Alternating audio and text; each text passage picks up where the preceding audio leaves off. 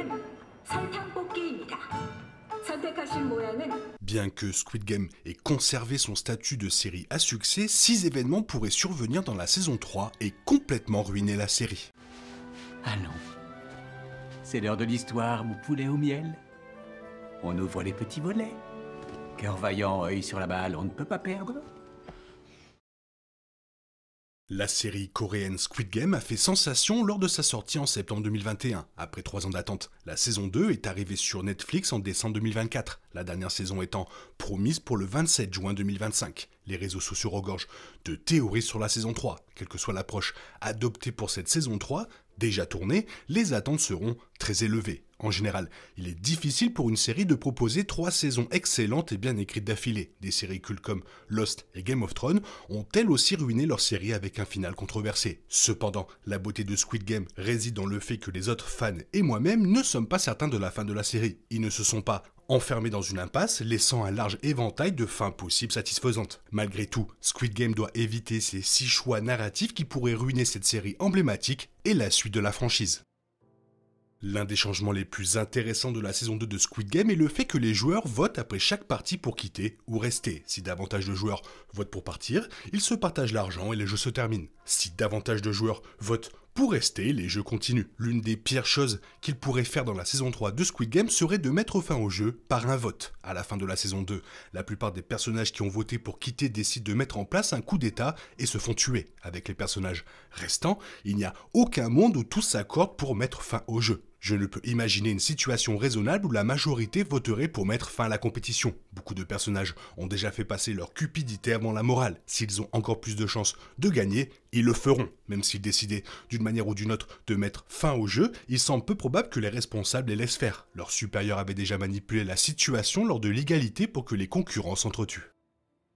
L'une des plus grosses erreurs que la saison 3 de Squid Game pourrait commettre serait de ramener In-Nam, le créateur des jeux qui a joué aux côtés de 456 dans la saison 1. Malgré ses choix dystopiques, Squid Game est ancré dans le réalisme en ce qui concerne les enjeux et la violence. La série a réussi à nous faire croire que le joueur 1 était mort à la mi-saison, mais il n'était pas mort sur l'écran. Cependant, répéter le même coup 2 fois ruinerait Squid Game pour plusieurs raisons importantes. Premièrement, la série Netflix le montrait en train de mourir à l'écran à la fin de la saison 1. Ils n'ont pas la même possibilité pour dire qu'il n'est pas vraiment mort. De plus, le fait que le personnage simule sa mort à 2 reprises rend l'histoire, pourtant crue, trop irréaliste. Le plus écœurant dans Squid Game, c'est qu'on a l'impression qu'elle pourrait exister dans le monde actuel. Le retour du créateur une seconde fois exige une trop grande incrédulité. Enfin, le retour du créateur du jeu atténuerait les enjeux des futurs spin-offs. Les morts ne seront ni dévastatrices, ni justifiables s'il y a toujours une chance que l'un des personnages de Squid Game revienne.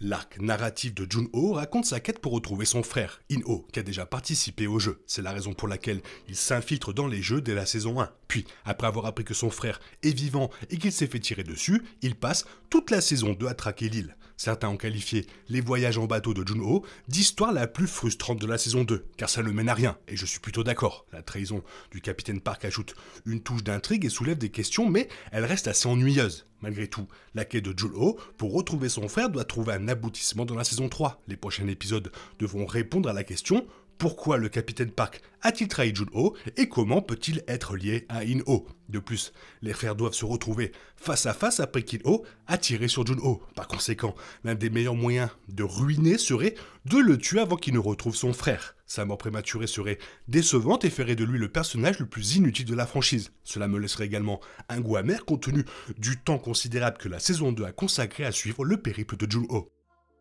Une décision créative intéressante dans la saison 1 de Squid Game est le choix de ne pas tuer Ali devant la caméra, mais de laisser le public entendre le coup de feu. Au début, ce n'est pas si grave, mais cela soulève des questions après la révélation du joueur 1. Certains fans pensent qu'Ali est toujours en vie dans Squid Game et qu'il reviendra car sa mort n'a pas eu lieu à l'écran, comme celle d'In-Nam. Cela s'inscrit dans la lignée de la série. Mais je ne partage pas cette théorie, car je pense que cette décision visait simplement à atténuer le choc de la mort du personnage le plus intègre. Néanmoins, il y a une logique dans cette théorie. Malheureusement, le précédent cas où un personnage a simulé sa mort l'a révélé comme le créateur, un choix qu'ils ne peuvent pas reproduire avec Ali. Je ne pardonnerai jamais à Squid Game d'avoir détruit le sérieux du personnage en le révélant comme, par exemple, un VIP ou un employé des jeux, et je pense que personne d'autre ne le ferait non plus. Cette décision pourrait potentiellement ruiner toute la série. Il faudra donc être prudent s'ils font revenir Ali.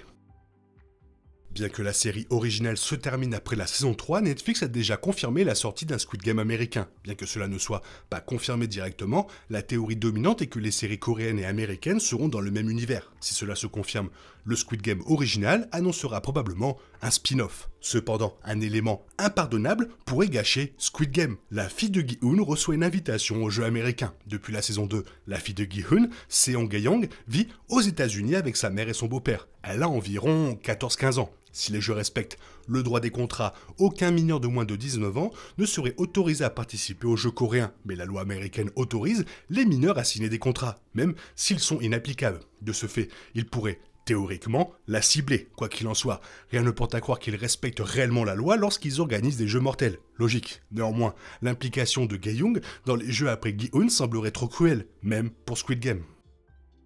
À la fin de la saison 2, In-ho maintient 456 en vie, probablement pour le torturer en le forçant à assister à la mort des autres. Cependant, cela signifie qu'il a encore une chance de mettre fin au jeu et de sauver les joueurs restants. Il y a encore de l'espoir. Ainsi, la dernière chose que Squid Game pourrait faire pour ruiner la série serait de tuer 456 avant la fin de la saison 3. C'est une règle tacite que le personnage principal d'une série aille jusqu'au bout. Le choix de tuer 456 serait l'une des décisions les plus controversées de la série, et cela provoquerait sans aucun doute des conflits parmi les fans, à l'instar des fans pour la fin de Battlestar Galactica. Certains fans, comme moi, trouveraient cela trop déprimant, même pour Squid Game. D'autres trouveraient peut-être la fin appropriée. Vous avez droit, la seule façon envisageable pour 456 de mourir dans la saison 3 de Squid Game sans que cette décision ne suscite la controverse et ne ternisse l'héritage de la série et qu'il se sacrifie pour sauver les autres.